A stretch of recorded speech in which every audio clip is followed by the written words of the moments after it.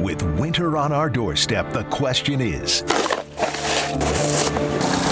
are we in for a wonderland or a whiteout? Either way, Connecticut's news station is here to prepare you. From bitter cold and blinding snow to nor'easters, blizzards, and everything in between, we're ready to explain the science of the season and how best to keep you and your family safe. Welcome to Snow and Tell, the FOX61 Winter Weather Special. Winter is officially here. Welcome to Snow and Tell, our FOX61 Winter Weather Special. I'm Chief Meteorologist Rachel Frank, along with the entire FOX61 Weather Watch team. We'll get you ready for the season ahead and have a little fun along the way, too. Connecticut winters can hit hard, but last year, most of the state didn't see much. We'll get you ready with how to prep your home for bitter cold and save money in the process. Speaking of bitter cold, what's the wind chill? The science behind the feels like temperature ahead. New England is known for its winter nor'easters, but they bring more than snow. A look at how the shoreline is vulnerable to flooding and how climate change is playing a role. Plus, a look back at some of Connecticut's biggest storms and our odds for a white Christmas. We begin with the question we hear a lot this time of year. What will this winter be like? It's tradition here at FOX61 to share the science behind the forecast while having a little fun, too. Here's a look at our investigation into the winter ahead. As the days grow darker and the nights colder, the secrets of the season are set to be unraveled. Join us, detectives, as we follow the footprints in the snow and decipher the enigma of this winter. Here are this year's suspects. It's time to dust off El Nino. After 3 La Nina winters in a row, El Nino is back with warmer water in the equatorial Pacific. This clue might crack the case of weather patterns worldwide. The polar jet stream often stays north in Canada, thwarting cold and snow from making mischief in Connecticut. El Nino winters here are usually warmer than average, with below average snowfall. But could this be a red herring? This El Nino may not play out like strong ones in years past. Ocean temperatures are warm in a lot of the Pacific, not just near the equator. With less contrast in water temperatures, El Nino's role in the winter plot could be limited. Now let's take a closer look at the polar vortex. No, not that close. The polar vortex is a swirling mass of frigid air in the icy vaults at the top of the globe. When the vortex is strong, it remains locked over the poles. But when it weakens, cold air goes rogue, escaping its icy lair. I've got a bad feeling about this. We're seeing conflicting evidence here. Siberian snow cover was low in October, which usually indicates a stronger polar vortex. But at the equator, the QBO, or winds in the stratosphere, are easterly. This can indicate a weaker polar vortex and more cold weather outbreaks. The truth may be somewhere in the middle, with periods of cold and snow followed by longer stretches of warmer weather. Next in our climatic detective saga, the North Atlantic Oscillation. When the NAO is negative, the jet stream gets blocked up, signaling the arrival of cold and snow. In most winters, though, it flips back and forth, like an unreliable witness. But it's been mostly negative since July, thanks to warm waters in the North Atlantic. We're seeing signs that this continues, with storms lurking in the shadows. Just one more thing. Let's pull the files on previous winters. The last snowy winter was 2017-2018. Since then, 5 in a row have had less snow than average. In our warming climate, frigid winters can still happen, but they're happening less. Trying to foresee winter's whims often feels like firing shots in the dark. But based on our investigation of the clues so far, here's our working theory. We are expecting a slower start to winter with above average temperatures in December and January. That doesn't mean it will be warm all the time. There will be frigid interludes. But we think February is the month to watch, with a higher risk of cold spilling south. With El Nino, one can deduce that nor'easters are favored with a juiced-up subtropical jet, but it all comes down to storm tracks. Some may miss us to the south, hitting the mid-Atlantic. But if everything lines up with a negative NAO, we could be in the sweet spot for a couple of bigger storms. So, connecting the dots, what does it all mean for snow? It's elementary, my dear Watson. It's Ryan. We're expecting snow totals to be pretty close to average, which compared to last year might seem like a lot. In the Hartford area, 50 inches of snow. On the shoreline in New Haven, 35 inches of snow, 75 inches in Norfolk, and 60 inches in Staffordville. And with that, the case is closed. Stay warm and vigilant, for the cold winds of winter hold secrets yet to be uncovered. Wind chill is a term used nearly every day in the winter. Sometimes you hear this called the feels like. It's the temperature you feel when you're outside. Here's how it works. A higher wind speed increases evaporation from the skin and makes you lose heat faster, making you feel colder. Wind chill becomes very important on cold and windy days because if wind chill values are low enough, you can get frostbite. For example, a temperature of 0 degrees along with a 15-mile-per-hour wind, that makes the wind chill 20 below zero, and you can get frostbite in less than half an hour. But that same temperature at 30 miles per hour, whoa, now that's 15 minutes. Wind chill affects not only you and me, but animals too. Hey, buddy. Inanimate objects like your car or water pipes are not going to be affected by wind chill. Sometimes it doesn't take a blizzard or nor'easter to cause big problems. Snow squalls are notorious for stranding drivers on the roads and causing multiple car pileups. Ryan Brennan explains how they work and how you could be alerted. Snow squalls are notorious for causing big problems on highways in the wintertime, and you may see a road sign like this saying a snow squall is up ahead, even though where you are on the road, the weather is fine. But once you get past that sign, and if you do keep traveling, the weather may change in a big way. With a burst of heavy snow, snow squalls can sometimes drop 1 to 3 inches of snow in an hour and quickly ice over the highways. These are quick, intense bursts of snow with very quickly changing visibility. You can go from it being totally fine to whiteout conditions in just a matter of a couple of miles. And as a result, these are known for big pileups on the highways. There is a new initiative, though, that the National Weather Service has taken to warn you about snow squalls before you hit them. They are called snow squall warnings. Much like severe thunderstorm warnings in the summer, these small, targeted warnings are meant to give drivers a heads up before they run into a squall, like this one on Route 187 in Windsor. The warnings can be sent out through an emergency alert to your phone and are often posted on billboards and road signs, as seen on this one off I-84 in Hartford. Last year, squalls caused this pileup on I-91 northbound in New Haven. The iced over roads and low visibility during the squall, leading to a commute headache. What can you do if caught in one? Get off the highway if you can. If not, slow your speed. Turn on your headlights and don't slam on your brakes to avoid causing a chain reaction crash. In order for us to forecast the future, we need to know what's happening right now. So join me here in the Weather Center. This is where we work every day. You can see Ryan sitting there working on things as well. So we're looking at things like temperatures. We're looking at things like wind gusts from across the country and satellite too. That can give us a broad scale vision of what's going on across the globe. And satellites are spinning 22,000 feet above the surface of the Earth to be able to do that for us. Now, that's above the Earth, the satellite, but radars are based on the ground, and they help us see things like snow and sleet and rain and even ice sometimes. We also have to obviously consult our infamous computer models, where supercomputers take something really complicated like the atmosphere and boil it down into math equations. It's clearly not a perfect science, but through the years, the accuracy has greatly improved.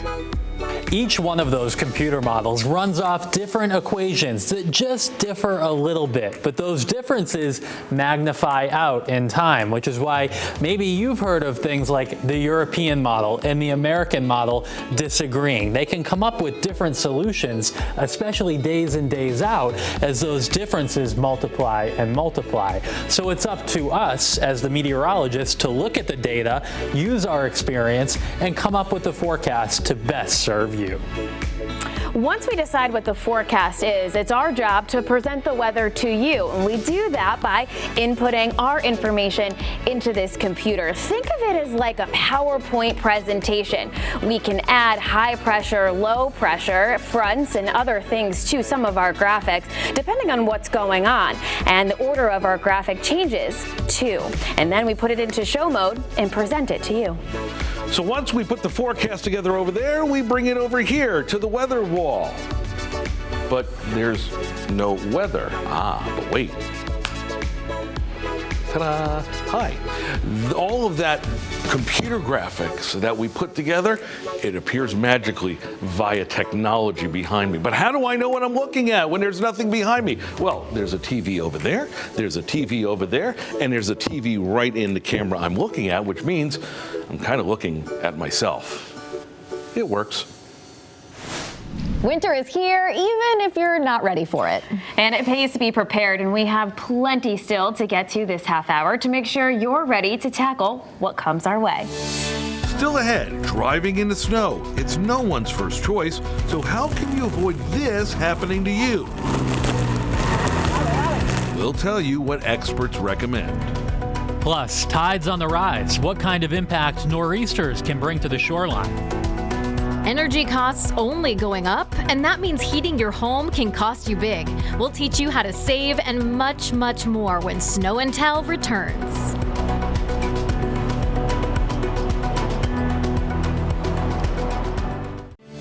Welcome back to Snow and Tell, a FOX61 weather special. When it comes to nor'easters and blizzards, the first word that comes to people's minds is snow. But major storms can cause real problems on the Connecticut shoreline.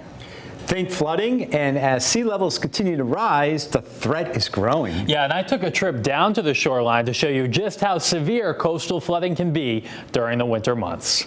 Welcome to West Haven on Long Island Sound, a community known to flood in storms like Sandy and Irene. But winter storms cause flooding too, and that's something that will become more common as sea levels continue to rise. Sea levels are going up for three main reasons. Number one, ice sheets and glaciers in the Arctic are melting, and that water is flowing into the oceans. Secondly, the water is getting warmer, and that warmer water takes up more space, expanding.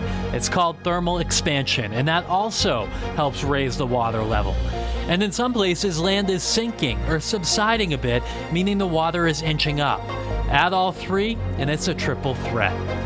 Right now, it's actually low tide. You'll see the water is way out. But let's bring in the high tide, the highest of the month, known as the king tide. That's when flooding can happen even without a storm. And add a storm to that king tide with just a surge of even a foot, and the beach gets covered by water. A stronger storm means a higher surge, the worse the flooding gets. With, say, a 3-foot surge, water starts splashing over onto Beach Street behind me. And then the maximum surge of more than 5 feet, that's when flooding becomes destructive. And the concern is, as sea level keeps going up, even weaker storms can pack a big punch. What says winter in New England more than playing ice hockey or ice skating out on a frozen lake? But if you are tempted to go on the ice, there are a few safety tips to keep in mind before you take your first steps. Ponds and lakes like this can turn to ice. It usually takes several days with highs in the 20s and lows in the teens or single digits, or several weeks with high temperatures below freezing. It can look fun to play on, but it's best not to test out that lake or pond ice. Ice accidents happen every year, resulting in rescues and possibly death. Ice is only safe to walk on when it's clear and at least 4 inches thick. Other factors can make ice even more unsafe. White ice and snow ice is half as strong as new clear ice. And if you see a lot of bubbles in the ice, it's more likely to crack. Remember, ice is rarely the same thickness across the pond. It can be a foot thick here and only an inch elsewhere. So this winter, make sure children have close supervision while playing outside, especially around ice. The Connecticut Department of Transportation suggests keeping your car in good shape. That includes working headlights, heaters, and defoggers, a good tire tread, and keeping fluids like washer fluid topped up. Also, make sure your windshield is in good condition. And always carry a snow brush, ice scraper, and gloves. A state law requires drivers to clear snow and ice off their vehicles. Officials recommend only traveling on main roads that are usually plowed first, and driving during off-peak times to allow crews time to clear the roads. Finally, always assume conditions are worse than they are. You can always check the free FOX61 News app for the latest conditions. One of the number one threats that drivers face when the temperatures drop below freezing is black ice. It's nearly impossible to spot, especially at night, so you have to keep your head on a swivel. It can form on the roads, curbs, drainage areas of any other path due to melting snow, so check your driveway. It's not just at night either. Black ice can pose a real problem come sunrise. If you can, avoid driving during freezing temperatures after rain or snowmelt, and if you have to go, take it slow. Even when conditions are tough, you'll see members of our team out on the roads to give you live reports on conditions. But we're not out on the streets in any old car. Let me introduce you to the FOX61 Storm Tracker. When tracking winter weather, we don't just stay in the studio. We get into the elements with our unofficial sixth member of our weather team, the Storm Tracker. Equipped with 2 cameras on the inside and 2 cameras on the outside, we can show you real-time conditions with the click of a button. It's that easy. And our 360 camera on top shows you all the angles. And my favorite part, it keeps us dry too. Wi-Fi and a workstation in the back. And hey, take a look at these tires. They help us get through some pretty intense situations. Now, we always take our safety into account when hitting the roads, and you should too. Now would be a great time to add your winter weather emergency kit to your car. So what should you pack in that winter weather car kit? Water, snacks, a brush, ice scraper, or even a shovel.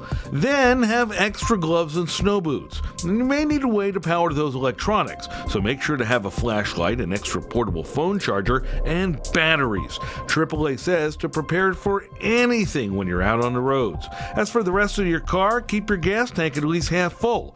Consider winter wiper blades wrapped in rubber, and check those tires. Look for tread depth and uneven wearing, just to make sure you have a safe commute this winter.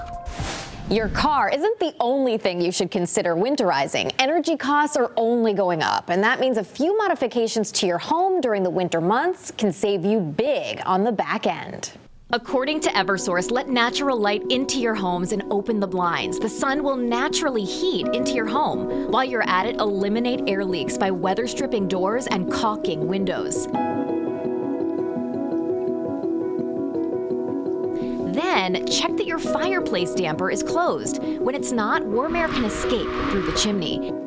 And be aware of items in your house not in use but still plugged in, like TVs and game consoles that are producing what's called phantom power. Use an advanced power strip to shut down all connected electronics at once. Now, utilize your thermostat. You can program it to turn down while you're sleeping or away from your home. Lastly, one of the biggest ways to put money back in your pocket is to add insulation. A home that's not properly insulated is like leaving a window open. And some advice that can save you money in the long run. A burst pipe after the big freeze net you an even bigger home repair bill. So how do you avoid that? Set your faucet to a constant drip. That keeps water circulating. Another simple solution, keep your cabinet doors open so that warmer air is going towards those pipes. You should also insulate pipes outside your home, even if it means just wrapping a towel around them. Never drop your thermostat below 55 degrees. A warm house often means a dry house in the winter. We're turning back time to show you the winters where our state got hit especially hard. You know the song, I'm dreaming of a white Christmas. Well, we've been on a green spell lately. We'll talk you through the chances of seeing some snow this holiday season. That and more when we return.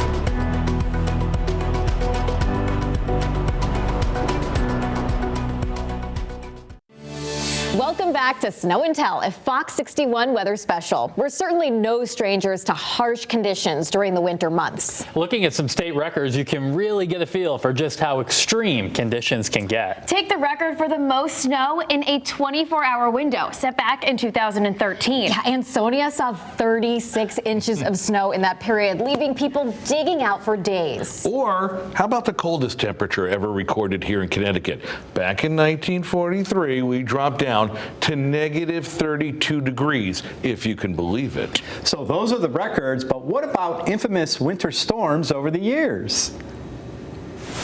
Let's start with a big leap back, a full century and a half. Years before any of us were born, the Great White Hurricane of 1888 pummeled Connecticut for 3 days. The storm started as rain to our south, but by the time it arrived, it turned to snow. Heavy, wet snow cut off telegraph wires, leaving much of New England completely cut off from the rest of the country. 50 inches of snow fell, but that's not why this storm has earned a nasty reputation. It was all about the wind. 60-mile-per-hour wind gusts whipped up snowbanks as high as 38 feet. Imagine shoveling that off your driveway. Let's flash forward 90 years. It's 1978, and the science of predicting storms has come a long way, but the public's faith in their local TV weather anchors wasn't quite there. That's why on February 6th, when people across the state looked outside and saw just an ordinary winter morning, most nutmeggers went to work and most school districts were open. But people were caught off guard by the afternoon when a blizzard developed and dropped as much as 4 inches of snow per hour. Thousands of drivers were left stranded on the roads. Making matters worse, the storm stalled and did a loop and sat on top of our state for 2 days. In a similar story to 1888, strong winds pushed snowdrifts to an incredible 16 feet, which shut down much of Connecticut for days. And coming back to a storm I'm sure many of you remember, let's flash forward to the year 2013. It started on the lighter side on Friday, February 8th, but after moving north off the coast, it morphed into parts of the state, dumping as much as 5 to 6 inches of snow per hour by Friday night.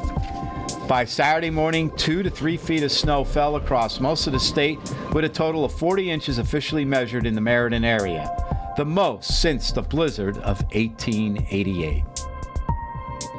If you're a holiday fanatic, chances are you're dreaming of a white Christmas. But the question remains, what's in store this season? So far, most of the state hasn't had any snow this season, so we'll have to wait and see. Never say never, though. It's no secret the farther north you go, better's your odds to see a snowy backdrop Christmas morning. Based off historical probabilities, northwest Connecticut has a 70% chance, whereas the shoreline only a 10% chance of 1 inch of snow on the ground Christmas morning. As you can see, between 1970 and now, December is trending warmer. We can't be quick to assure there will be a white Christmas this year, but based on the trends so far, it's less likely. In Hartford, the warmest Christmas was 64 degrees in 1964. That's unseasonably warm. But the coldest was in 1980, when the record low was 13 degrees below zero on Christmas morning. In 1974, this is what we want to see, right? A white Christmas. The snowiest Christmas saw 4 inches fall on the day in Hartford. It takes team coverage and viewers like you at home to give our team a better understanding of what severe weather looks like in your neighborhoods. We're talking about sharing your photos right here on Connecticut's news station. When it's safe, take a photo and send it to us with the Near Me feature on the FOX61 News app. It helps us understand and see the impact that any storm has on Connecticut, and it allows us to share that information with the rest of our community. Find the Near Me button on the bottom right. Tap the Share With Us button, upload your photos and videos, tell us about it, and submit. Success! That's how we get your photos right here on the air. Above all else, our #1 goal as a weather team is to keep you informed and safe every winter season. Yeah, remember to turn on those push alerts. We'll send you real-time weather updates through the FOX61 News app, so you'll never miss a warning. And we look forward to many more reports with you this season. And that's going to do it for us here. Thanks for tuning in to Snow and Tell. And on behalf of me and the rest of the team, stay warm, stay safe, and happy winter.